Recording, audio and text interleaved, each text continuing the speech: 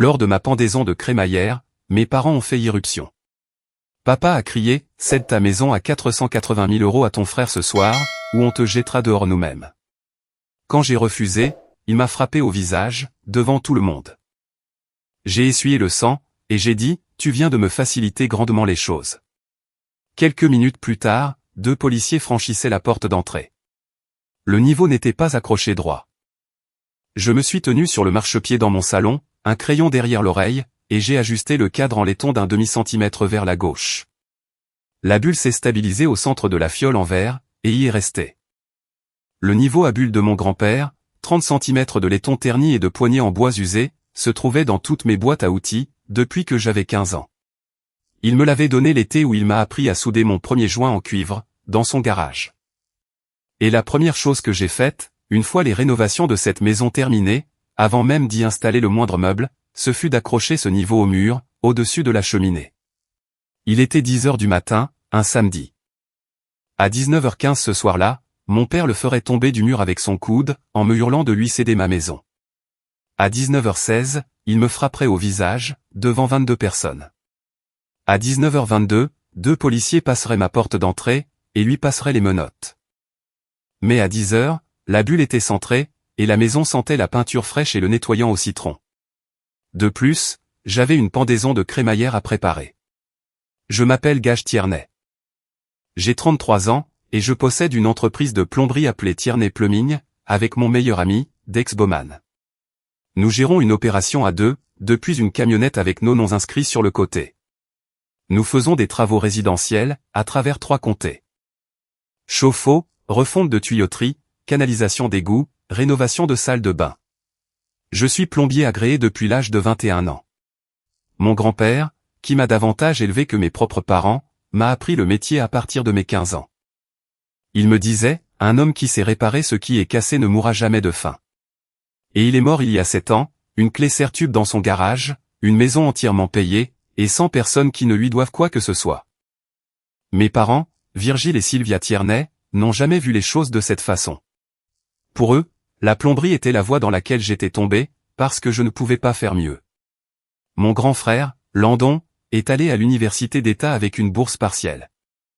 Il a obtenu un diplôme en commerce, a porté une cravate pour travailler dans une entreprise de logistique, et est devenu le centre de toutes les conversations à table. Moi, je portais une salopette, et je rentrais à la maison avec de la colle PVC sur les jointures. Lors d'un repas de Thanksgiving, devant toute la famille, Virgile m'a dit un jour que Landon était le fils qui avait réussi sa vie, et que j'étais celui qui avait réussi dans la plomberie. Sylvia a ri. Landon a regardé son assiette, et n'a rien dit. Ce fut la seule fois où il s'est approché de l'idée de me défendre. Il y a 3 ans, j'ai acheté une maison à rénover de 2 chambres, sur Holt Road, pour 280 000 €. Les photos de l'annonce lui donnaient un air charmant. Le rapport d'inspection racontait une toute autre histoire. Le toit s'affaissait à 2 endroits, là où les fermes s'étaient courbées. La cuisine était dépouillée jusqu'à l'ossature, avec des fils électriques apparents qui n'étaient pas aux normes. Le sous-sol était inondé à chaque printemps, à cause d'un puisard défectueux et d'un mur de fondation fissuré. La salle de bain principale avait été retubée par l'ancien propriétaire, en utilisant des matériaux que j'aurais signalés lors d'une inspection commerciale, des joints soudés avec une soudure sans plomb appliquée de manière incorrecte. Des raccords à compression là où il aurait dû y avoir des joints soudés, et un tuyau d'évacuation principal incliné dans la mauvaise direction. La première fois que j'ai tiré la chasse d'eau des toilettes de l'étage, l'eau a coulé du plafond du sous-sol. J'ai adoré ça. J'ai vu ce que cela pouvait devenir, de la même manière que je vois ce que peut être un système de tuyauterie, avant que le premier raccord ne soit posé. J'ai refait chaque centimètre de plomberie moi-même, travaillant les soirs et les week-ends pendant 18 mois. J'ai remplacé la conduite d'eau principale depuis la rue. J'ai refait toute la tuyauterie de la maison en cuivre. J'ai installé un nouveau système de pompe de puisard, avec une batterie de secours. J'ai construit la salle de bain principale, en partant du sous-plancher. Une nouvelle évacuation, de nouvelles conduites d'alimentation, une douche à l'italienne avec un banc que j'ai carrelé moi-même. J'ai engagé des entrepreneurs agréés pour la charpente, l'électricité et la climatisation. Je les ai payés avec l'argent gagné en installant des tuyaux dans des vides sanitaires et des sous-sols, derrière les murs des maisons. Là où personne ne voit jamais le travail, mais où tout le monde s'attend à ce que l'eau coule. La rénovation a pris 2 ans, et m'a coûté 85 000 € en main-d'œuvre de sous-traitants et en matériaux. Sans compter mon propre travail, que j'ai comptabilisé au tarif de la profession, et que j'ai gardé dans un classeur, avec chaque reçu, demande de permis, et rapport d'inspection. Le service d'urbanisme du comté a validé chaque étape. Quand ce fut terminé, la maison a été estimée à 480 000 €.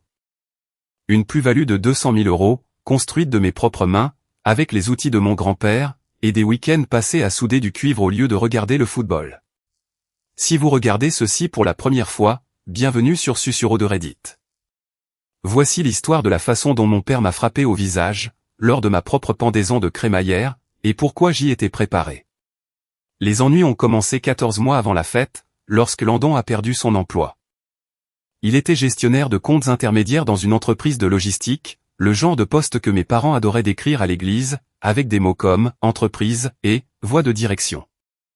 Ensuite, la société a été restructurée, et Landon a fait partie de la réduction des effectifs. Il n'a pas retrouvé d'autres postes. Ses économies, qui n'avaient jamais été importantes, se sont épuisées en 4 mois. 6 mois après avoir perdu son emploi, sa femme Meredith a demandé le divorce, et un litige pour la garde de leurs 2 enfants a commencé. Landon avait besoin d'un endroit où vivre, et mes parents ont décidé que cet endroit devait être ma maison. Les appels ont commencé 6 mois avant la fête. Virgile téléphonait le dimanche soir, toujours vers 19 h, toujours avec la même introduction. Ton frère a besoin de stabilité. Il a 2 enfants auxquels penser. Un juge va regarder où ses enfants dormiront, et tu es seul dans une maison de 3 chambres. C'est tout à fait logique. Ça n'a rien de logique, lui ai-je répondu. C'est ma maison. Tu peux lui louer quelque chose. Landon ne le peut pas. Pas avec son crédit actuel. Ce n'est pas mon problème, papa. Les appels ont continué chaque dimanche. La version de Sylvia était plus douce. Elle arrivait en milieu de semaine, généralement un mercredi après-midi, pendant que je me trouvais sous un évier quelque part. Elle laissait des messages vocaux. Gage, chérie, Landon a des difficultés. Tu pourrais le laisser s'installer pendant quelques mois, juste le temps qu'il se remette sur pied. Tu as tellement de place. J'ai dit non à chaque appel. Landon lui-même n'a jamais appelé, pas une seule fois. Chaque demande passait par mes parents. Cela aurait dû m'indiquer quelque chose, mais j'étais trop occupé à construire une maison, pour entendre cet avertissement. Puis, 3 mois avant la fête, j'ai reçu un SMS de mon père, qui ne m'était pas destiné. Le message disait, il signera samedi, ou je l'y obligerai. Prépare ton avocat à déposer le transfert de propriété lundi. Virgile l'avait envoyé à mon numéro, au lieu de celui de Landon. Mon nom se trouve juste au-dessus de celui de Landon, dans ses contacts. Une pression du doigt un peu trop haute. J'ai lu le SMS 3 fois. Ensuite, j'ai fait une capture d'écran, et je l'ai sauvegardé sur mon téléphone, mon ordinateur portable, et un dossier cloud nommé « Holt Road ». Ce message changeait complètement la donne. Mes parents ne me demandaient pas d'aider mon frère. Ils prévoyaient de prendre ma maison, et avaient déjà dit à Landon que l'affaire était conclue. Moins d'une semaine plus tard, j'ai découvert jusqu'où les choses étaient déjà allées. La cousine de Dex, Rylène, travaille comme assistante juridique au palais de justice du comté. Lors d'une vérification de routine des dossiers pour une affaire sans aucun rapport, elle a remarqué mon adresse, 412 Holt Road, sur une déclaration de logement, déposée dans le cadre de l'affaire de garde de Landon. Le document désignait ma maison comme étant la résidence principale de Landon. Il n'y vivait pas. Il n'y avait jamais passé une seule nuit. Il n'avait jamais eu la clé de la porte d'entrée. Mais, selon le document que son avocat a soumis au juge, c'était sa maison. Dex m'a appelé ce soir-là. Ton frère a inscrit ta maison sur un dossier de garde, comme étant sa résidence principale. J'ai failli rappeler mon père, pour régler cette histoire. Mon pouce est resté suspendu au-dessus du nom de Virgile, dans mes contacts, pendant 10 secondes. Ensuite, j'ai rouvert la capture d'écran de son SMS. Il signera samedi, ou je l'y obligerai. Ce n'était pas un père qui demandait de l'aide. C'était un homme qui proférait une menace. J'ai posé le téléphone, et j'ai rappelé Dex à la place. 10 semaines avant la fête, j'ai reçu un appel de la société de titres de propriété, qui avait géré la conclusion de ma vente. Une femme nommée Barbara, du service des archives, m'a dit que quelqu'un avait soumis un formulaire de procuration à mon nom. Ce document autorisait Virgile Tierney à agir en mon nom, pour toutes les affaires liées à la propriété du 412 Holt Road. Monsieur Tierney, avez-vous rédigé ce document, m'a-t-elle demandé. Ce n'est pas le cas. Nous l'avons signalé, car le cachet du notaire ne correspond à aucun notaire actif dans le comté. Nous avons conservé l'original, et pouvons le mettre à votre disposition, pour que vous l'examiniez. J'y suis allé l'après-midi même. Barbara m'a accueilli au comptoir, et m'a accompagné dans un bureau privé. Elle a placé le document original sur la table, dans une pochette transparente. La signature sur la procuration n'était pas la mienne. Elle s'en rapprochait, pratiquée à partir d'un modèle, mais la pression était différente. Et, le dernier trait de mon nom de famille montait vers le haut, alors que le mien se termine toujours à plat. L'écriture sur les parties imprimées, là où le demandeur remplit son nom, son adresse, et la date, était celle de mon père. J'avais vu l'écriture de Virgile sur des cartes d'anniversaire, des chèques, et des feuilles d'inscription à l'église, pendant 30 ans. L'inclinaison, la façon dont il traverse ses T avec un long trait horizontal, la façon dont il écrit le chiffre 4 avec le haut ouvert. Il n'y avait aucun doute. Barbara m'en a fait une copie. L'original est resté dans leur dossier sécurisé. Elle m'a dit que la soumission incluait également un tampon notarial, qui ne correspondait à aucun notaire public actif dans le comté, ce qui avait déclenché l'alerte. Je l'ai remercié, et j'ai marché jusqu'à mon camion sur le parking. Je me suis assis au volant, le moteur éteint, avec la copie sur le siège passager. Mon père avait falsifié un document légal, portant mon nom, pour essayer de me voler ma maison. Il s'était exercé à reproduire ma signature. Il avait trouvé, ou fabriqué, un tampon de notaire. Il avait conduit jusqu'à la société de titres, et avait soumis le formulaire. Et si Barbara n'avait pas remarqué l'anomalie du tampon, l'acte de propriété aurait pu être transféré, avant même que je ne me rende compte de ce qui se passait. J'ai failli le signer.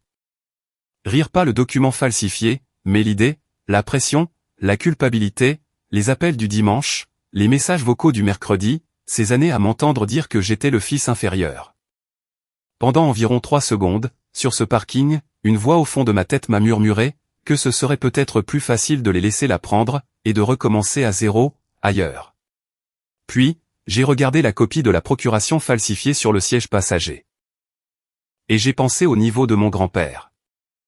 Il était accroché à un clou, que j'avais planté dans un mur que j'avais charpenté, dans une maison que j'avais équipée en plomberie et payée moi-même. La bulle était centrée. Le mur était droit. Je n'allais pas laisser quelqu'un qui avait essayé de falsifier mon nom, me dire que le mur était de travers. 8 semaines avant la fête, j'ai vérifié mon ancien compte d'épargne, un mardi soir, après une longue journée sur un chantier. C'était un compte joint que Sylvia avait ouvert pour moi, quand j'avais 16 ans. C'était l'été où j'ai commencé à travailler avec mon grand-père. Elle m'avait accompagné à la coopérative de crédit, avait rempli les papiers, et m'avait dit que c'était là que les adultes responsables gardaient leur argent. Je n'y avais rien déposé depuis des années. Cependant, je ne l'avais jamais fermé, car quelques milliers d'euros y reposaient, et j'avais toujours l'intention de les transférer sur mon compte professionnel. Lorsque je me suis connecté au site web, depuis la table de ma cuisine, et que le solde s'est affiché, j'ai posé mon verre.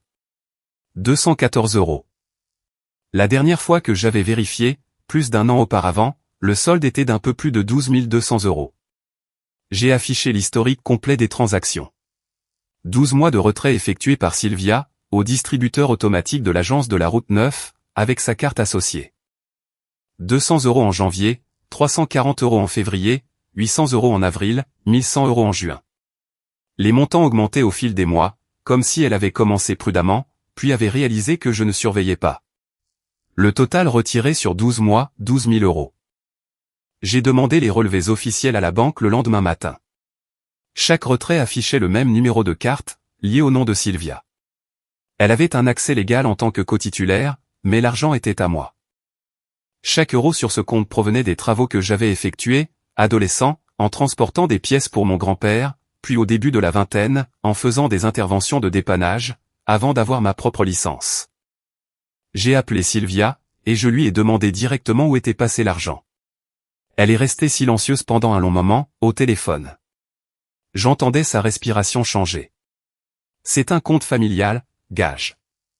Je l'ai utilisé pour la famille. C'est un compte à mon nom, que tu as ouvert pour mes économies. Où est passé l'argent?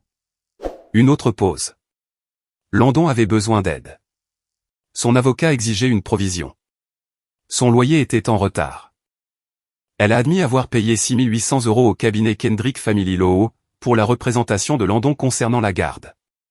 Puis, elle a dépensé les 5 200 € restants, pour payer son loyer et son assurance automobile, sur plusieurs mois. Tu aurais pu me le demander, ai-je dit. Tu aurais dit non. Alors, tu l'as pris? Elle a raccroché. Ma mère avait vidé mes économies pour financer le divorce de mon frère, pendant que mon père falsifiait des documents, pour me prendre ma maison. Ils attaquaient sur les deux fronts, et aucun d'eux n'avait décroché le téléphone pour me demander mon avis. Si vous avez suivi Susurro de Reddit, vous savez ce qui se passe quand le silencieux arrête de se taire. Mais je n'allais pas faire de bruit. J'allais être préparé. 6 semaines avant la fête, j'ai engagé Nina Cross. C'est une avocate civile, dont le bureau se trouvait à 3 rues d'un chantier que Dex et moi venions de terminer. Je me suis assis dans sa salle de conférence avec le SMS envoyé à la mauvaise personne, la procuration falsifiée, les relevés du compte d'épargne, et mon dossier immobilier complet, acte de propriété, document de clôture, permis de rénovation, dossier d'inspection et estimation. Nina a tout examiné en 40 minutes. Elle a lu chaque document une fois, a pris des notes dans les marges, puis a posé son stylo. Le SMS montre la préméditation et l'intention. La procuration falsifiée est une tentative de fraude. Et la conservation de l'original par la société de titres vous donne des preuves solides. Les retraits sur le compte d'épargne sont juridiquement flous. Car les cotitulaires d'un compte joint ont généralement des droits d'accès égaux. Cependant, le schéma, l'augmentation des montants et la destination des fonds établissent un cas d'enrichissement sans cause. Que je peux poursuivre au civil. Et le dossier de garde avec votre adresse est une fraude envers le tribunal, dont l'avocat de Landon devrait sérieusement s'inquiéter. Elle m'a recommandé de déposer immédiatement une plainte à la police, pour la procuration falsifiée. C'est ce que j'ai fait, dès le lendemain matin. Un numéro de dossier m'a été attribué. Elle a également recommandé d'installer des caméras de sécurité dans la maison, avant tout autre contact avec mes parents. J'avais déjà le matériel. Une sonnette ring sur la porte d'entrée. Une caméra intérieure dans le salon, couvrant l'entrée principale et le mur de la cheminée. Les deux enregistrés en continu sur le cloud. Nina a également rédigé une lettre de mise en demeure pour Virgile et Sylvia, que j'ai choisi de ne pas envoyer. Je voulais que les caméras capturent ce qu'ils prévoyaient de faire, sans qu'ils modifient leur plan. Nina a compris. Elle m'a dit de lui envoyer un SMS à la minute où ils arriveraient à la pendaison de crémaillère, et d'appeler le 911 au premier signe d'escalade physique. J'ai failli annuler la pendaison de crémaillère, pendant 3 jours. L'idée que Virgile se pointe, et que la soirée se transforme exactement en ce que je savais pouvoir arriver, pesait sur ma poitrine comme du béton frais. Puis, le jeudi de cette semaine-là, Dex et moi remplacions un chauffe-eau dans le sous-sol d'un client. En serrant un tuyau d'alimentation, il a dit quelque chose que je n'ai pas oublié, tu as construit cette maison de tes propres mains. Ils n'ont pas le droit de te voler ta première soirée dedans. J'ai maintenu la fête. Une semaine avant l'événement, Virgile a appelé. Nous venons à ta pendaison de crémaillère, gage. Vous n'êtes pas invité. Nous sommes tes parents. Nous n'avons pas besoin d'invitation pour voir la maison de notre fils. Vous n'êtes pas les bienvenus. Nous viendrons, que tu nous veuilles là ou non, et nous apporterons quelque chose que tu devras signer. J'ai raccroché, et j'ai transféré l'enregistrement du message vocal à Nina. Elle a répondu par email, dans l'heure. Ne répondez plus. S'ils arrivent sans y être invités, les caméras tournent. Appelez le 911 au premier signe d'escalade. Le soir où Virgile a appelé, je me suis assis dans mon allée, sur le haillon de mon camion, en regardant la maison. La lumière du porche était éteinte. Le niveau était à l'intérieur, accroché au-dessus d'une cheminée, dans une maison que mon père voulait donner à quelqu'un d'autre. Je suis resté assis là pendant 20 minutes, sans bouger. Dex est arrivé à 23 heures, sans que je ne lui demande rien. Il avait un pack de 6 bières et 2 chaises pliantes à l'arrière de son camion. Il a installé les chaises, m'a tendu une bière, et s'est assis à côté de moi. Il a longuement regardé la maison. Il a observé le nouveau revêtement, les gouttières que j'avais posées, et la porte d'entrée que j'avais remplacée, par une porte à âme pleine dénichée dans un magasin de déstockage. Nous avons bâti cette entreprise en posant des tuyaux dans des vides sanitaires, en plein mois de janvier, a-t-il dit. Tu crois vraiment que de la paperasse, et un vieil homme bruyant, vont te prendre ça? Il a falsifié ma signature, Dex. Et la société de titres s'en est rendu compte. Et tu as déposé un rapport, et Nina a le dossier. Bois cette bière, et regarde ce que tu as construit. Nous sommes restés assis là jusqu'à ce qu'il n'y ait plus de bière. Il n'a jamais évoqué la fête, ni le plan, ni les caméras. Il est juste resté là, comme mon grand-père l'aurait fait. Sans rien réparer, en étant simplement présent pendant que le problème prenait l'air. Le samedi, jour de la pendaison de crémaillère, je me suis réveillé à 7 heures. J'ai nettoyé la maison de fond en comble. J'ai essuyé les plans de travail que j'avais installés moi-même, et lavé les planchers que j'avais poncés et vernis sur 2 week-ends.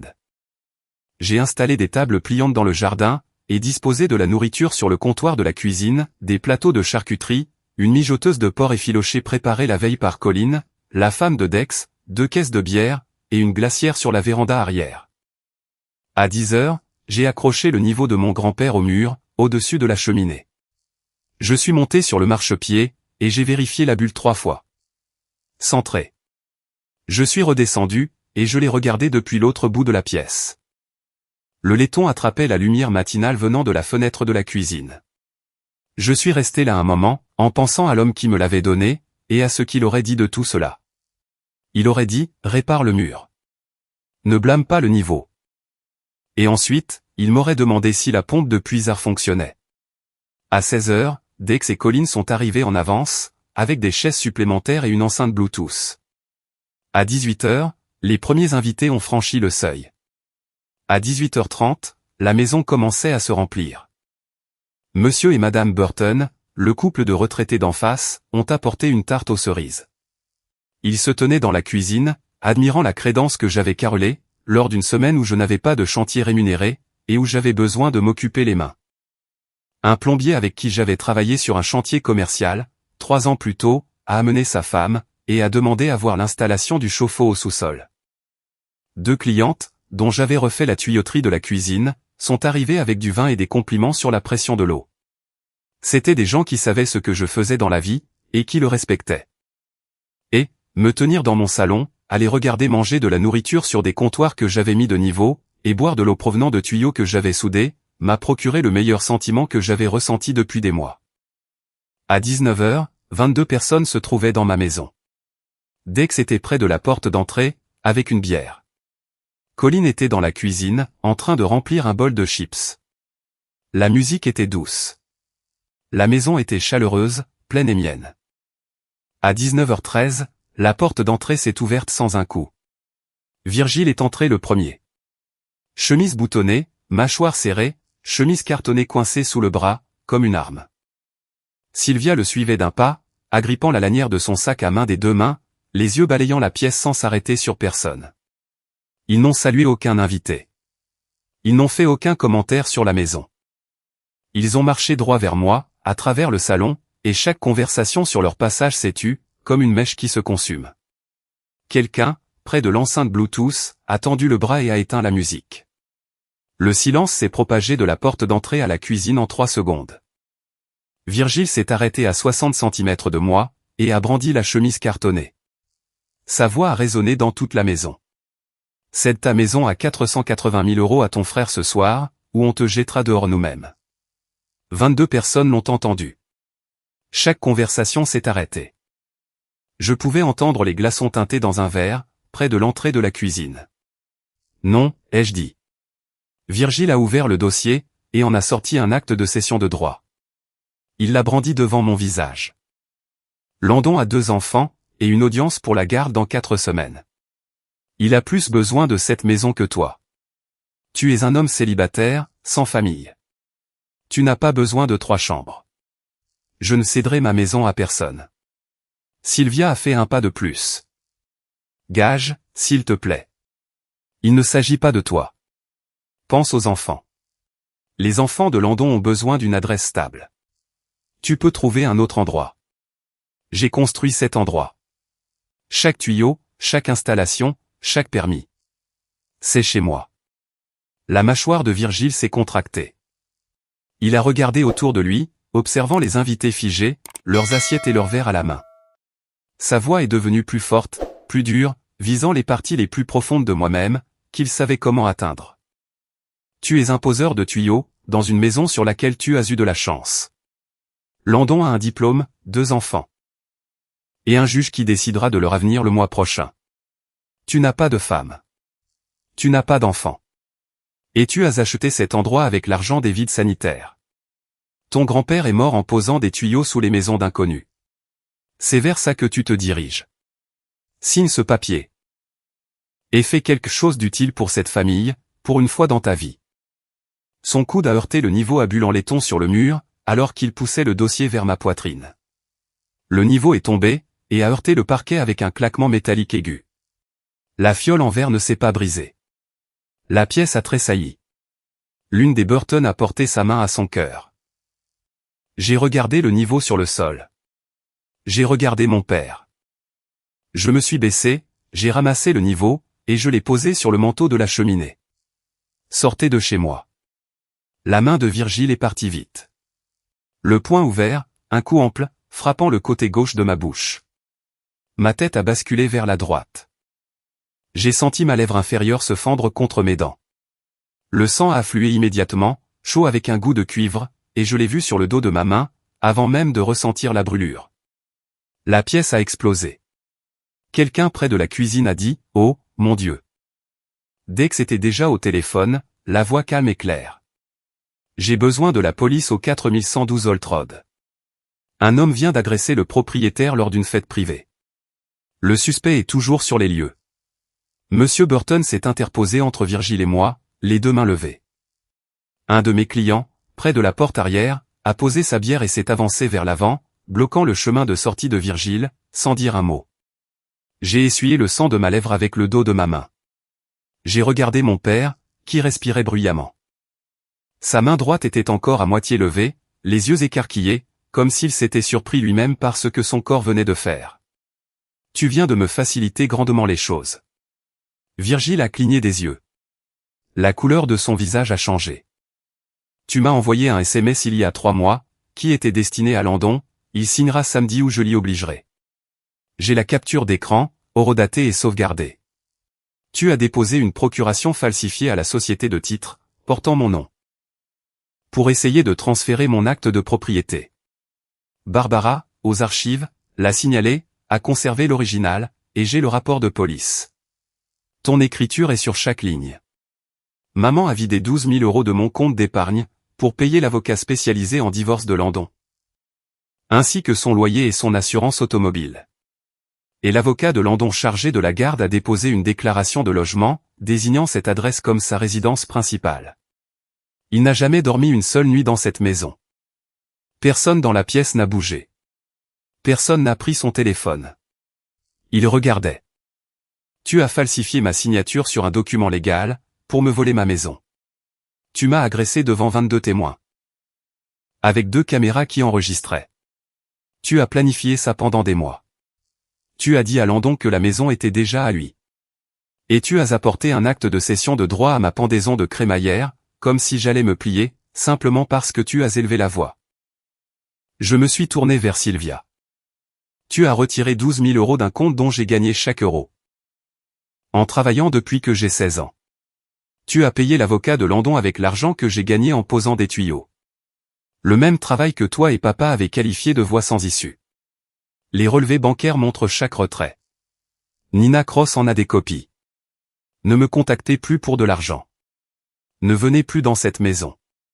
C'est terminé. Le visage de Virgile était passé du rouge au gris. La chemise cartonnée était sur le sol. Sa main, celle qui m'avait frappé, pendait le long de son corps. Ses doigts se recroquevillaient et se détendaient lentement. Il a ouvert la bouche 2 fois, sans parler. Il a regardé Sylvia. Sylvia fixait la plainte. L'argent des vides sanitaires, papa. C'est comme ça que tu l'as appelé. Ma voix était plate. Cette maison, ces murs, ces tuyaux, ce plancher sur lequel tu te tiens. Chaque euro provient de l'argent des vides sanitaires. Le niveau de grand-père est sur le manteau de la cheminée, derrière moi, et il est toujours droit. C'est toi qui es de travers. À 19h22, 2 policiers ont passé la porte d'entrée. Dex les a rejoints dans le hall. Monsieur Burton a fait une déclaration. 3 autres invités ont confirmé ce qu'ils avaient vu. Les agents ont visionné 30 secondes des images de la caméra intérieure sur mon téléphone, le mouvement de Virgile, ma tête qui tourne, le sang qui apparaît. Virgile a été mis en état d'arrestation pour agression. Alors qu'il l'escortait vers la voiture de patrouille dans mon allée, ses épaules se sont affaissées, et sont restées ainsi. Sa mâchoire s'agitait, mais rien ne sortait. Il a regardé une fois par-dessus son épaule en direction de Sylvia. Elle se tenait sur le porche, les bras croisés, le menton rentré, sans le regarder en retour. Je les ai suivis jusqu'au bord du porche. Virgile se tenait près de la portière ouverte de la voiture, la main d'un policier sur son bras. Tu as signé une fausse procuration à mon nom. La société de titre a gardé l'original. Ton écriture, papa. Il n'a pas répondu. L'officier l'a guidé vers la banquette arrière. La portière s'est fermée. Sylvia s'est tournée vers moi. Sa voix n'était qu'un murmure tendu. Je vais leur dire que tu l'as frappé en premier. Je leur dirai que c'était de la légitime défense. Cette caméra ne montre pas tout. Les 2 caméras filmaient tout le temps, maman. Et le téléphone de Dex aussi. La bouche de Sylvia s'est ouverte, puis refermée. Elle s'est dirigée vers sa voiture, sans regarder la maison à nouveau. Les feux arrière ont disparu au coin de Holt Road. Je suis retourné à l'intérieur. Les invités étaient silencieux. Certains rassemblaient leurs affaires. Madame Burton lavait des tasses dans la cuisine, sans qu'on le lui demande. Dex se tenait près de la cheminée, tenant le niveau de mon grand-père. Il me l'a tendu. Raccroche-le. Je l'ai remis sur le clou. La bulle s'est stabilisée au centre. Dex a hoché la tête. Si vous êtes resté jusqu'ici, vous savez déjà quel genre de chaîne est celle-ci. Bienvenue sur Susurro de Reddit, et voici comment le reste s'est déroulé. Le dimanche, Nina Cross a déposé une demande d'ordonnance d'éloignement temporaire contre Virgile et Sylvia. Elle était appuyée par les images de l'agression, le rapport de police pour la fausse procuration, et le message vocal menaçant de la semaine précédente. L'ordonnance a été accordée le lundi matin. Aucun de mes parents n'était autorisé à s'approcher à moins de 150 mètres du 412 Holt Road, ni à avoir de contact direct avec moi en dehors des voies légales. Virgile travaillait pour le département des routes du comté, un poste municipal qui exigeait des vérifications d'antécédents périodiques, et le respect d'un code de conduite.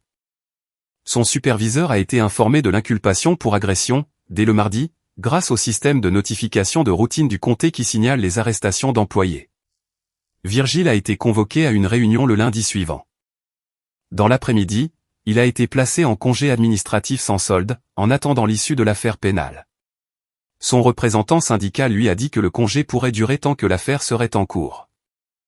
La fausse procuration a été transmise au bureau du procureur de district, en tant qu'affaire pénale distincte.